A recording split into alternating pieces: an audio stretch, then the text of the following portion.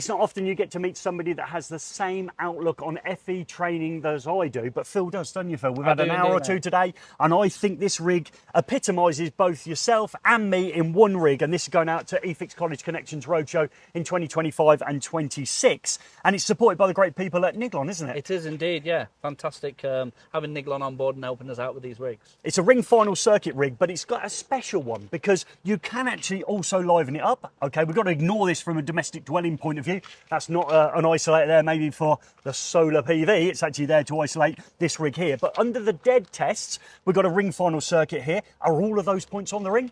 That would be telling, Gary. Okay, well, there'll be a video coming out very shortly that explains how to carry out the ring final circuit test, and maybe we allude to the fact that one of them may be not on a ring final circuit, but there is a piece of paper here for both the lecturer and the learner. So the learner would get a fault scenario maybe when they've got one of these switches in. Yeah, correct. So it's a little job card, maybe a bit of a scenario of what the fault is happening, or what the fault is that's occurring, should I say. Okay. And then, yeah, we've got the assessor guide that's got the actual fault that it actually physically is. That's great. And this is a ring final circuit, so that test is probably the most complicated test for anyone doing an endpoint assessment, whether that be AM2, 2357, maybe they're 2391. Absolutely. And if you ever get the NIC out and it's the first time, they always say to you, can you test the ring final circuit for you? They do indeed. I don't think it's an incredibly complicated test, and this rig actually reinforces, obviously, that practice, but it's got a fused connection unit in there. Why have you sneaked one of those on there for me?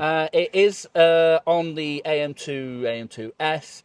And it's purely there to signify whether a learner understands what a switch fuse connection unit does and the importance of checking it. Okay, and the issue there is, unlike these ones where we're proving polarity on the front plate, we're going to have to physically take this off. And what part of the body are we going to use to confirm polarity? Definitely not our tongue, so I think it's something to do with these pair. Yeah, so when we put it off, and a mistake that was made when I was teaching, people would take off a socket front which wasn't testing out correctly, and they'd say to me, well, I've wired it right, because they see two browns and two blues, and they're together. And actually, what they really got to look for with their eyes. Or whether it's in the correct location, live or neutral. And I'm sure he said line there. I'm sure he said line. I know what you thought he said. Yeah, you're in the comments already. And obviously we go to this furthest point here, which links in nicely with the test instrument that I'm used here from TIS. I've got their MFT Pro on the video that me and Joe Hammond have made how to test this. And this is from the spur here. But where's the furthest point, Phil? The furthest point's actually out the front of that batting lamp holder. So that's a special adapter, isn't it? It is indeed. But on an AM2 or AM2S or AM2E or whatever letters they add to it, what type of lamp holder can they sneakily put in for us? So sometimes you might not get the bayonet fitting and you may get an Edison screw. Ooh, giving you another problem because that has polarity, unlike the bayonet cap. We'll leave that one out as well. So this rig here, it can go live because you've put power resistors in here and you've put a nice sticker on here that says to students, don't take this cover off, because all the secrets from obviously the Test Rig UK secrets. Oh, they're all under here. Now, it's great that 12 colleges are going to get one of these given to them. Yep. Okay, thanks to you, because you've come to me today and said, Gary, I'm going to go on this journey with you, and you've donated your time and effort. And I don't think these boards were free, were they? No, they weren't. No, okay, so Phil's an absolute legend for that. Niglon to give us the products. We've got your time and effort gone in so you can help learners up and down the UK. So thank you very much for that. No, but if I saw this and thought my college would benefit from it, can you buy them? You can indeed. You can buy them direct from me.